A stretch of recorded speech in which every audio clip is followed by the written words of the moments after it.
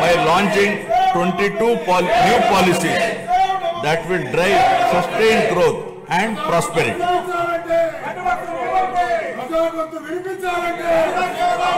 I am proud to share that our efforts are already showing results.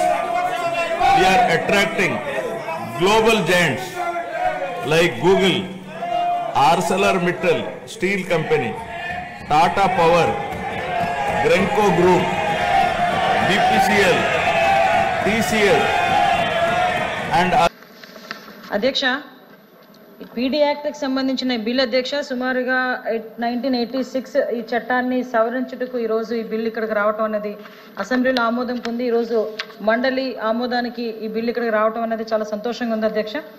ఎందుకంటే ఈ bill ఇప్పుడు చాలా ప్రధానమైన భూమికను ప్రదర్శించే పరిస్థితి ఈ రోజు కనిపిస్తూ ఉంది అధ్యక్ష. ఎందుకంటే ఈరోజు కొత్త పుంతలు తొక్కే పరిస్థితిలో క్రైమ్ అనేది కొత్త పుంతలు తొక్కే పరిస్థితిలో ఆర్గనైజ్డ్ క్రైమ్ చేసే పరిస్థితిలో క్రిమినల్ ఏ వైపు నుంచి వస్తాడో తెలియక ప్రజలందరూ కూడా ఇబ్బందులు పడే పరిస్థితుల్లో సైబర్ క్రైమ్ విపరీతంగా పెరిగిపోయి సోషల్ మీడియా క్రైమ్ విపరీతంగా అబ్యూజింగ్స్ విపరీతంగా పెరిగిపోయి వీటన్నిటి నేపథ్యంలో అప్పుడున్న చట్టాన్ని కంపల్సరీగా సవరణ చేయాలి అని డిఫరెంట్ స్టేట్స్కి సంబంధించిన డిపార్ట్మెంట్కి సంబంధించినవన్నీ కూడా అధ్యయనం చేసి ఈరోజు ఈ బిల్లు సవరణకి ఈరోజు మన ముందుకు రావడం జరిగింది అధ్యక్ష. ఇందులోని అధ్యక్ష ఈరోజు మనం చూసుకుంటే అధ్యక్ష భూ దురాక్రమణ బిల్లుకి సంబంధించి ఇప్పుడే గౌరవ మంత్రి గారు కూడా మాట్లాడడం జరిగింది అధ్యక్ష. దాని గురించి పీడీ యాక్ట్ గురించి కానీ అదేవిధంగా అధ్యక్ష సుమారుగా చూసుకుంటే అధ్యక్ష నకిలీ విత్తనాల గురించి కానీ క్రిమిసంహారక మందులు అమ్మే విషయంలోని కానీ అపరాధి కానీ ఎరువుల అపరాధి కానీ కల్తీ ఆహార అపరాధి కానీ నకిలీ దస్తావేజుల అపరాధి కానీ నిర్ణీత వస్తువుల అపరాధి అటవీ అపరాధి జోదముల అపరాధి పేరులు అపరాధి ఆయుధముల అపరాధి లైంగిక అపరాధి సైబర్ నేరముల అపరాధి వైట్ కాలర్ అపరాధి బియ్యపు దొంగలు అదేవిధంగా ఇసుక అక్రమ తవ్వకం మరియు రవాణా. ఇంతకుముందు 6 క్రైమ్స్ ఇందులో ఉంటే ఇప్పుడు మనం తిరిగి సుమారుగా 15 క్రైమ్స్ని ఇందులో కూడా యాడ్ చేసి ఈరోజు ఈ యాక్ట్ని బలపరచాల్సిన పరిస్థితి సవరించాల్సిన పరిస్థితి వచ్చింది అధ్యక్ష. ఎందుకంటే ఈ టైంలో ఈ బిల్లు పెట్టాల్సిన అవసరం రావడానికి గల ప్రధానమైన కారణం ఏంటి అధ్యక్ష లాస్ట్ మనం గవర్నమెంట్ చూసుకుంటే ఈ రోజు ఇక్కడ నుంచి మన రాజకీయాలు మాట్లాడడమో లేకపోతే వాట్ ఎవర్ మేము ఏం చేయాలనుకున్న అధ్యక్ష కొన్ని వాస్తవాలు మనం తెలుసుకోవాల్సిన అవసరం కూడా ఉంది అధ్యక్ష. ఎందుకంటే సుమారుగా ఇప్పుడు అధ్యక్ష ఇందాక మనం చూస్తే ఇంతకు ముందు కూడా గత గవర్నమెంట్లో సీఎంగా ఉన్న ఇప్పుడున్న పులివెందుల ఎమ్మెల్యే గారు ఎవరైతే ఉన్న జగన్మోహన్ రెడ్డి గారు ఆ టైంలో సీఎం హోదాలో కూర్చొని ఒక క్రిమినల్స్ని ఎంపవర్ చేసే పరిస్థితి అయితే మనం చూసాం అధ్యక్ష.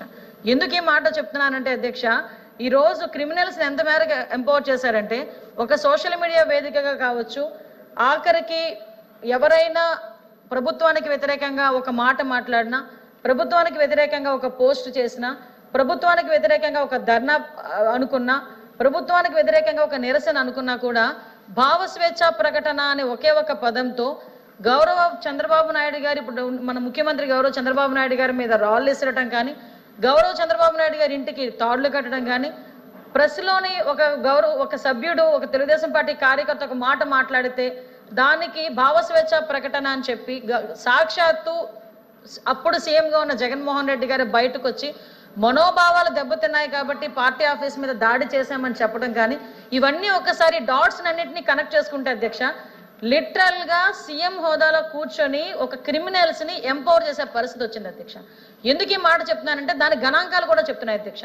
లాస్ట్ టైం మన సభ్యులు అడిగిన ప్రశ్నకి కూడా నేను సమాధానం చెప్పేటప్పుడు 2014 నుంచి 19 వరకు 19 నుంచి 24 వరకు కూడా చూసుకున్నా ఎన్ని పరిస్థితుల్లోని కూడా దగ్గర 20% క్రైమ్ పెరిగిన పరిస్థితి అధ్యక్ష.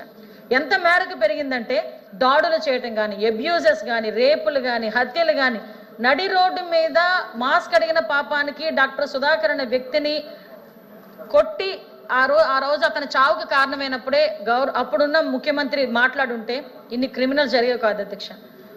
అదేవిధంగా శిరోముండనం అంటే ఇసుక అక్రమ రవాణా గురించి మాట్లాడినప్పుడు ఆ శిరోముండనం చేసినప్పుడే ఆ రోజు మాట్లాడుంటే ఇన్ని జరిగేవి కాదు అధ్యక్ష. గాంజా ఎన్ని పెరిగిపోయినాయి అధ్యక్ష.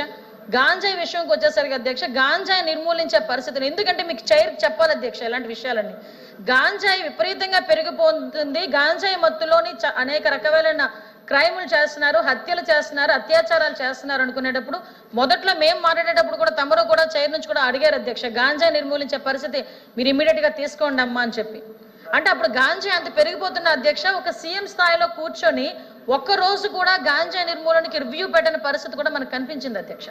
ఇటువంటి పరిస్థితులు ఒక ఎత్తు అయితే అధ్యక్ష, ఒక పక్క నుంచి ఎక్కడైనా ఒక అమ్మాయికి అన్యాయం జరిగింది, ఒక అమ్మాయిని నడి రోడ్డు మీద రమ్య అనే అమ్మాయిని స్వతంత్ర దినోత్సవం రోజు పొడిచి చంపించిన రోజు కూడా బయటకు వచ్చి ముఖ్యమంత్రి హోదాలో ఒక వ్యక్తి మాట్లాడకపోవటం అన్నది ఆ రోజు ఆ ప్రజలు చేసుకున్న దౌర్భాగ్యంగా మనం భావించాలి అధ్యక్ష. దాని పర్యవసానం ఏదో అధ్యక్ష లాటరల్ గా వస్తూనే ఉంది అధ్యక్ష. ఈ రోజు పరిస్థితి చూస్తే ఆ రోజు అమరావతి మహిళా రైతుల గురించి కానీ ఎంత దారుణం అంటే, ఈ ఒక డిజిటల్ కార్పొరేషన్ అనేది ఒక ఏర్పాటు చేసి ఆర్గనైజ్డ్ క్రైమ్ అని మేము ఎందుకు చెప్తున్నాం అంటే, ఒక డిజిటల్ కార్పొరేషన్ అనేది ప్రభుత్వం ఏర్పాటు చేసి దాని నుంచి 140 మందికి సుమారుగా 140 మంది పైగా ఉద్యోగాలు ఇచ్చి, వాళ్ళ ఉద్యోగాలు అంటే ఏంటో తెలుసా అధ్యక్ష, కోర్టులు ఏమైనా వ్యతిరేకంగా మాట్లాడితే మాకు కోర్టా, మేము మాట్లాడొచ్చా మాట్లాడకూడదు అవన్నీ అనవసరం అధ్యక్ష. వాళ్ళకి పోస్ట్ కింద అమౌంట్ అనేది డిజిటల్ కార్పొరేషన్ నుంచి వచ్చింది, ఆ తీసుకున్న డబ్బులకి న్యాయం చేయాలి కాబట్టి కోర్టులని నిందించారు. కోర్టులోని జడ్జీలు వాళ్ళ ఫ్యామిలీస్ని బయటకు తీసుకొచ్చి చాలా దారుణంగా మాట్లాడిన పరిస్థితి. ఆ రోజు మేము బయటకు వచ్చి ఎవరైనా గట్టిగా మాట్లాడితే మా మీద నోటుకు వచ్చినట్టు మాట్లాడే పరిస్థితి. ఆఖరికి బయటకు వచ్చే అధ్యక్ష వాళ్ళ పార్టీ తాలూకా కార్యకర్తలు మా ఇళ్లలోకి వచ్చి మా ఆడపిల్లలు అత్యాచారాలు చేస్తారని చెప్పిన సందర్భాలు కూడా ఈ సందర్భంగా గుర్తు చేస్తున్నాను అధ్యక్ష. ఎందుకంటే ఈ రోజు ఒక మహిళగా రాజకీయాల్లోకి రావాలంటేనే మహిళలు అన్న వాళ్ళు చాలా దమ్ము ఉండాలి. నెక్స్ట్ ఇంకోటి ఏంటంటే కట్స్, అది నా ఉద్దేశం దమ్ము అంటే వేరేది కాదు అధ్యక్ష, కట్స్ ఉండాలి. అట్ ద సేమ్ టైం ధైర్యం ఉండాలి. బయట ప్రపంచం ఏదైనా ఒక మాట మాట్లాడితే తట్టుకునే కెపాసిటీ ఉండాలి అధ్యక్ష. ఎంత తట్టుకుంటున్నాం కదా అని చెప్పి మా ఇళ్లలో ఆడపిల్లల గురించి మా గురించి ఫోటోలు మార్పు చేసి ఇష్టానుసారంగా పెట్టిన రోజు నేను ఇంచుమించుగా కొన్ని 10ల సంఖ్యలో నేను తీసుకెళ్లి కంప్లైంట్లు ఇచ్చిన పరిస్థితి ఉంది అధ్యక్ష.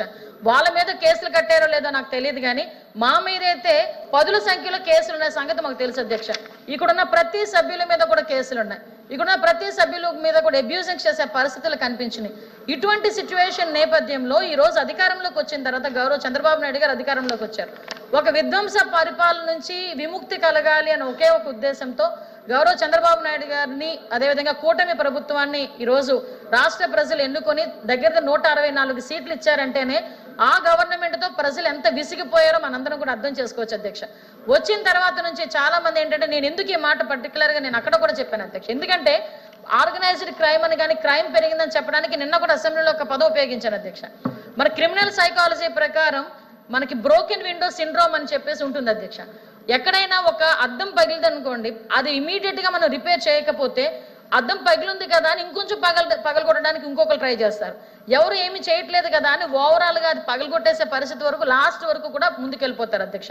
అంటే ఏంటంటే సిస్టమ్ మీద ఒక గ్రిప్ లేకపోయినా, సిస్టమ్ ని స్టిమ్యులేట్ చేయాలి అన్న ఆలోచన ప్రజాప్రతినిధులకి లేకపోయినా ఆ క్రైమ్ అనేది ఎంత మేరకు పెరుగుతుందని చెప్పడానికి ఇది ఒక ఎగ్జాంపుల్ కింద క్రిమినల్ సైకాలజీలో ఉంటుంది అధ్యక్ష. దాన్ని ఇక్కడ నేను కోట్ చేస్తున్నాను అధ్యక్ష.